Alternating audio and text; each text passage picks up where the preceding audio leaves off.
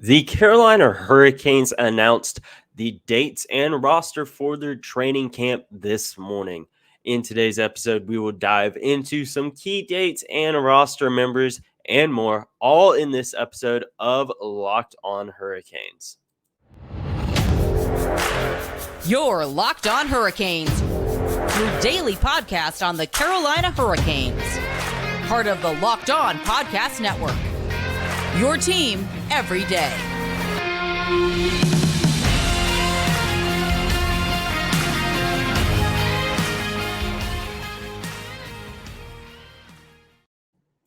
Hey there, Caniacs. I'm your host, Jared Ellis, and you're listening to Locked On Hurricanes on the Locked On Podcast Network, your team every day.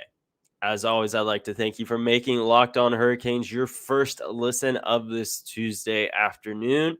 And don't forget to follow the show on Twitter and Instagram at LO_Hurricanes, myself on Twitter at Jared Ellis _96, and subscribe to the show on YouTube.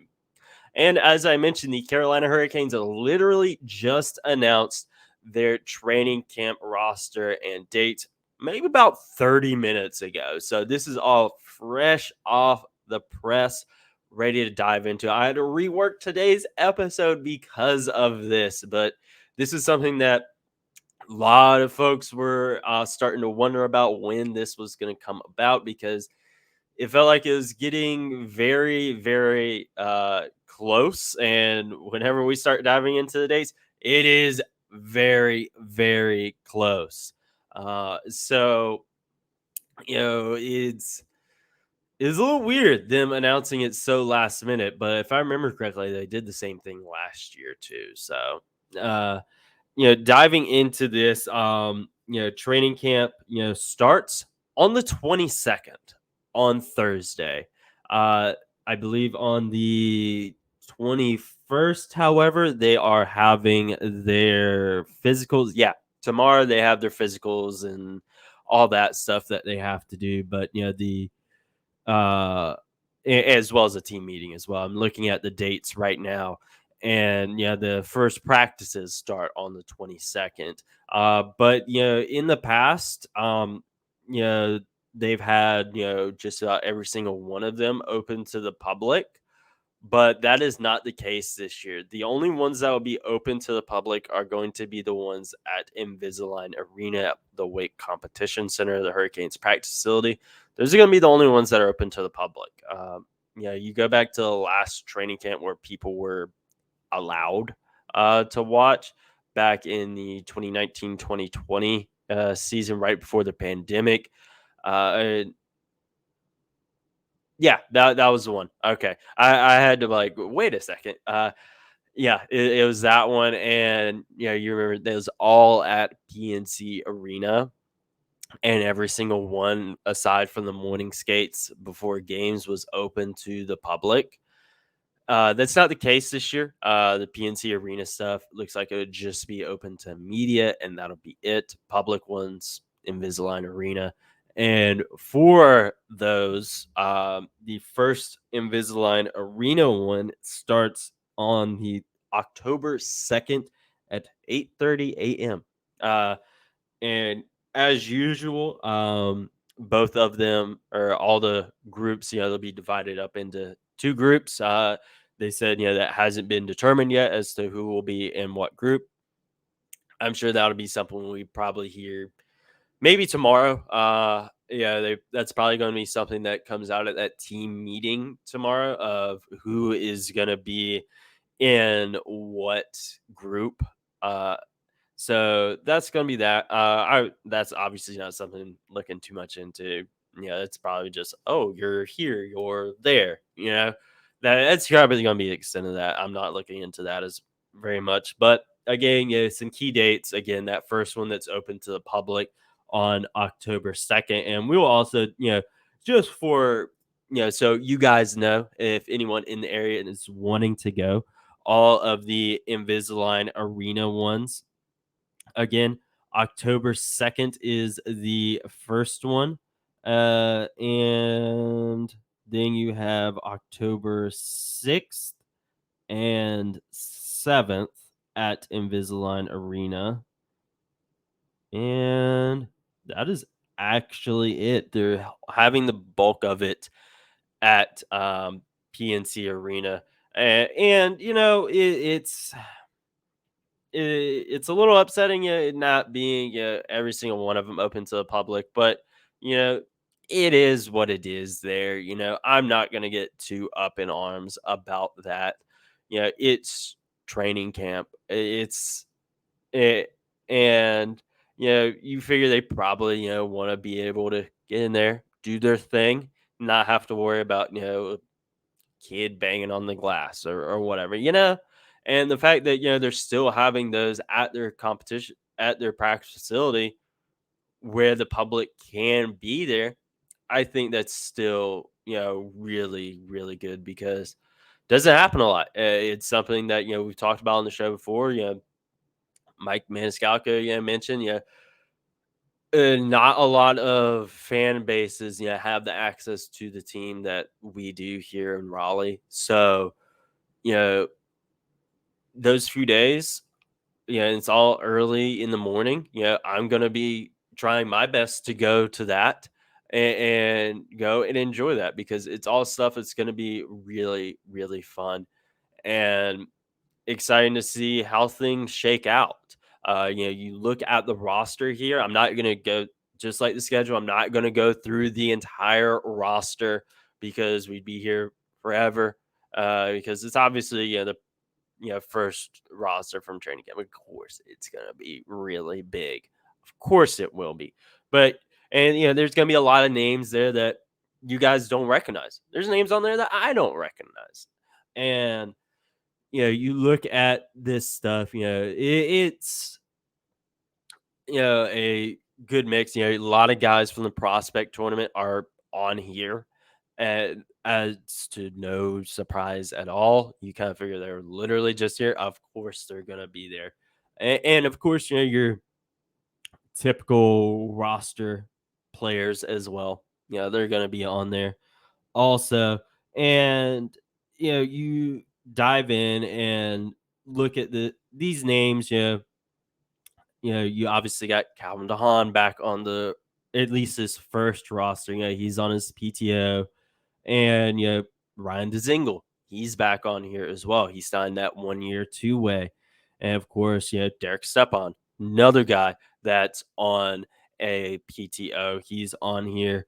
And again, a lot of guys, from the prospect tournament, Noel Gunler, he had a really good prospect tournament. You had, Jack Jury, he wasn't in the prospect tournament, but, excited to see him as well. And, I know one that a lot of folks are going to be excited to see is Pyotr Kochetkov.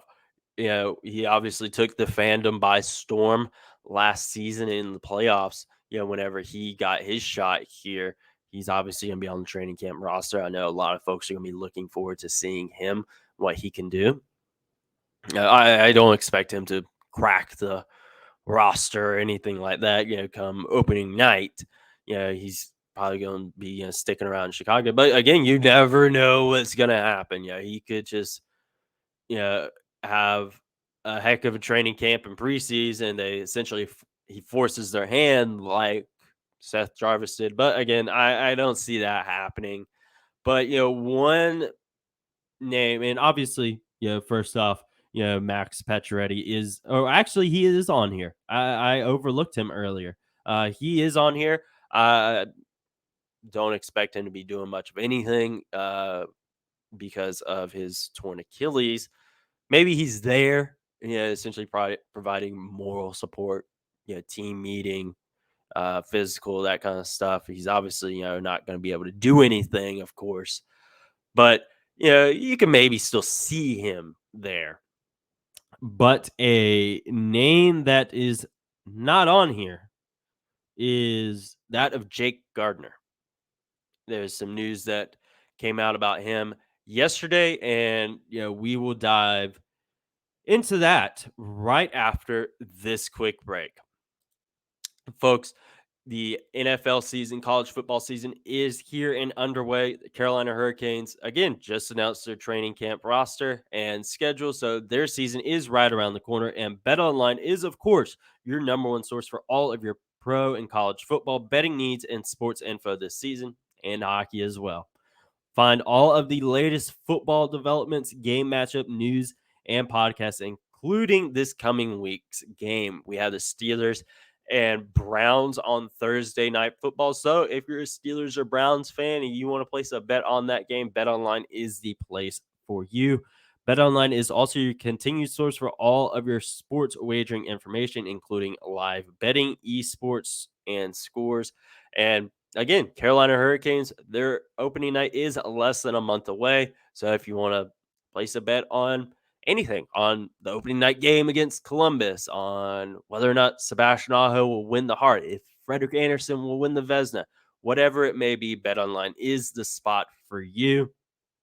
It's the fastest and easiest way to check in on all of your favorite sports, whether it's football, hockey, and or MLB, MMA, boxing, golf, WWE, AEW, WWE just announced that War Games will be at Survivor Series this year. So if you want to place a bet on that coming pay-per-view, BetOnline is the place to do it. So head to the website today or use your mobile device to learn more about the trends and action. BetOnline, where the game starts. Now, folks, as I mentioned, there was some news that came out yesterday afternoon, shortly after yesterday's episode was posted. And that was Jake Gardiner. It's coming from Luke DeCock from the News and Observer. Is that Jake Gardiner is likely to return to a long-term IR. Yeah, you hate this for him. You know, he signed that 4-year deal to come here. You know, he's $4 million AAV, and it's looking like he'll only play half of that deal. And the literally the only details we have is that tweet from Luke and then this roster that Jake Gardiner is not on. And it really does suck for sure, because injuries really hampered him. And I know a lot of folks are speculating on if this is true. There hasn't been any word from the Hurricanes, so I'm not, confirming or denying anything right now. It's just out there, and he's not on the training camp roster, so it's looking more and more likely that he's not going to be playing this season. And it's very disappointing. I wouldn't say frustrating. I'd say disappointing, because a lot of folks, liked him when he came here, and a lot of folks understand that injuries have taken their toll on him. That it's not, he's a guy that can't play, or, nothing like that. Everyone knows when he's healthy, he's really good. It's just he hasn't been healthy. There's years and years of wear and tear. His back, I believe his elbow was one of them as well. I think his knee may have been there. He obviously had to have multiple surgeries last off season because he was so banged up. And in the exit interviews and whatnot from this past season, Don Waddell said that Jake Gardner was healthy and ready to go.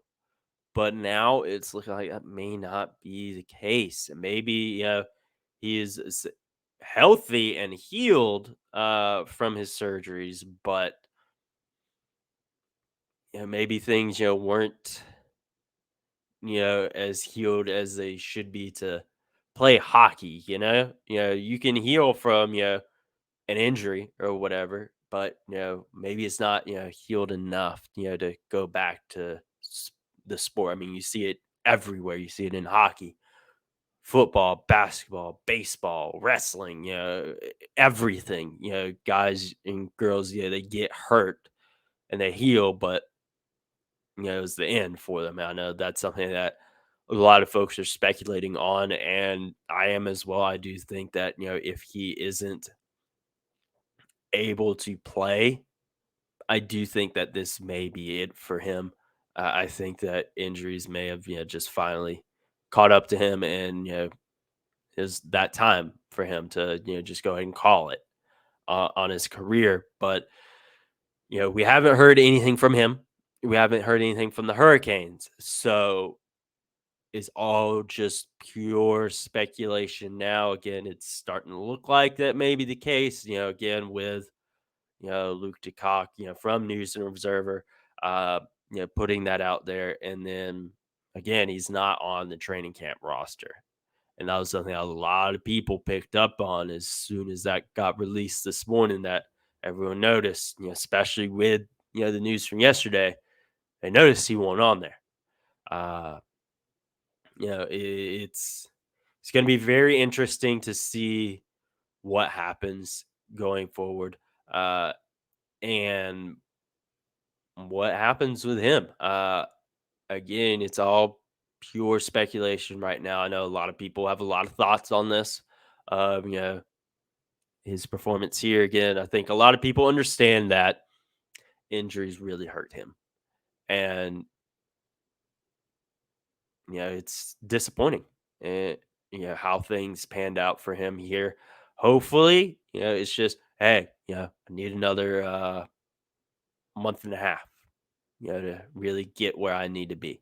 I really hope that is the case. I do.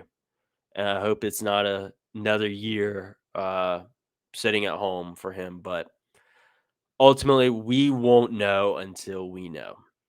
And, whenever things come out, we'll talk about it, here on the show. But I don't know. We're just going to have to wait and see what happens, with him. Wishing him all the best, whether it be in recovery, retirement, whatever it may be. Wishing Jake Gardiner all of the best here. And, moving away, from that, the Hurricanes 5K was Sunday. And, Don Waddell spoke, and, a lot of, what it says, the typical, thing in front of the fans and whatnot. Yeah. So, not a whole lot, but there were two things that were said that I think a lot of people are like, whoa. And that was about Nino Niederreiter and Vincent Trocheck. We'll talk about Nina. We'll talk about Vincent Trocheck first, because that's the more juicy one. And that was, with Vincent Trocheck, that he wasn't going to come back. He wanted to be in a bigger city than Raleigh. Raleigh is small. There's so, on one hand, I get that, but it's like, dang, he didn't want to come back at all. He wanted to be in a big city. And I get it. It's Raleigh, isn't spot for everyone. Some folks like that big city. Sometimes Raleigh's too big for other folks. They want to be in a small town or whatever. Obviously, that's not a professional hockey player or anything like that. But everyone has their own personal taste. But I did find it very, very interesting that he didn't want to come back, and he wasn't going to. He was going to leave in free agency regardless. So I do find that very interesting. I'm like, dang, he wasn't coming back at all. And, when I first heard that, I was like, okay, you probably knew this for a while. So, you ended up with nothing in the way things panned out. I kind of wonder if they tried, seeing what he could get on the trade market, because, on one hand, again, I do wonder if they tried to, because they're like, okay, he's not coming back. If they knew, around the trade deadline that he wasn't going to come back, we'll assume for this scenario that they did. And I wonder what if they tried to shop him around to see what they could get, so they didn't come up empty-handed, like they did, or if it was a thing of they're still kind of in negotiation, going back and forth, and they didn't know until after the deadline till playoff time and stuff like that. I'm like, okay, if that was the case, then I get it. Or it was very weird. Like, I wonder what just went on behind the scenes there. For him to be like, yeah, I'm not coming back. I don't want to be in Raleigh. Did they try to get anything for him? Because they really needed that second line center, which was his role, of course. Did they try to shop him around to get something else so they weren't empty handed? I do wonder that because, a lot of folks have talked about, how Raleigh is now a hockey destination. You got guys, like Brent Burns waiving their no trade clause to come here, and I do wonder, what went on behind the scenes there. And that's something we're probably not ever going to know. We'll probably just know what Don Waddell said, that Trocheck won't coming back. He didn't want to be in Raleigh. He wanted to be in a big city. And now he is. He's in New York City with the New York Rangers. He's going to be under one of the biggest spotlights in the National Hockey League. So, he got what he wanted. He got his long-term deal. He got his money. So, good on him, of course. And, a lot of folks, liked him, while he was here. And, my dad was one of them. Yeah. I really liked him. I think he got a Trocheck jersey. I'm not 100% sure. But, it very interesting to see to hear that he wasn't going to come back at all. And then the other one was Nino Niederreiter. Is that Don Waddell was very disappointed that they weren't able to get something done there. I know that was, Nino was, a heck of a player for us. And, he really carried the team a lot over the past, few years. Most recently, whenever things were kind of drying up offensively, and then, that break where you have like half the roster out with COVID, and Nino is really carrying the team. And, he said, he's really disappointed that they weren't able to get anything done, disappointed that Nino wanted to test free agency and test that market, and that he hopes that he can get Nino back eventually. And I think that was something a lot of people would want to get Nino back if the deal was right, whether it be in free agency or a trade or anything. I think that's one a lot of people would welcome back. I do kind of wonder how folks are going to feel about Vincent Trocheck now. That the fact that he wasn't going to come back regardless. That's going to be interesting to see that, that first game when the Rangers come back, now that that's out.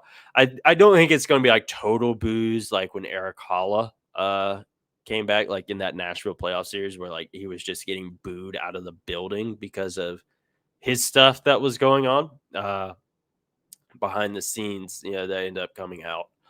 I don't see it being like that, but it's going to be interesting now that that's out there, that he wasn't going to come back. He didn't want to be in Raleigh. That's going to be interesting to see how folks handle that. I think there's going to be like a lot of cheers and whatnot. I think there's probably be like a thank you video thing, or at least the thing on the video board where like when Warren Fogle came back in February, thank you, and then they put the camera on him. Same with Ned. Whenever he came back, stuff like that. I think they'll probably at least do something like that. And I do think there'll be some cheers. But honestly, with what came out, I think there may be some boos for Vincent Trocheck now. But we'll just have to wait and see. Again, that's all speculation, type stuff. And it is what it is there. It's just very, very interesting, to hear, some of the behind the scenes stuff, just to be a fly on the wall. I think that'd be very, very interesting to know what was going on in those calls, those emails, those meetings. Seems like it'd be very interesting. And that is what it is. Vincent Trocheck isn't here. Nino Niederreiter isn't here. Eric Hall isn't here. But at the end of the day, now it's all eyes on training camp. again, they got their physicals tomorrow and the team meeting tomorrow. Training camp itself kicks off on Thursday. So, all looking forward to it. I know I am. It's going to be a lot of fun, uh, especially being able to go to those at Invisalign Arena. That's going to be really cool. And they're able to have that nice. Obviously, it's not like brand spanking new, but it's new. That new practice facility. It's been around for a little bit now. As compared to old Raleigh Center Ice. They got this really nice new state-of-the-art practice facility. I'm really looking forward to attending training camp there. It's gonna be a lot of fun, and I'm looking forward to it. I hope all of you guys are as well. I hope to see a lot of you guys there. And in the meantime, make sure again you are following Locked On Hurricanes on Twitter and Instagram at LO_Hurricanes. Myself on Twitter at Jared Ellis _96. Obviously, once training camp kicks off, especially at the Invisalign Arena ones, obviously, tweeting, taking pictures, all that stuff. So make sure you're following there. Make sure you're subscribed on YouTube as well.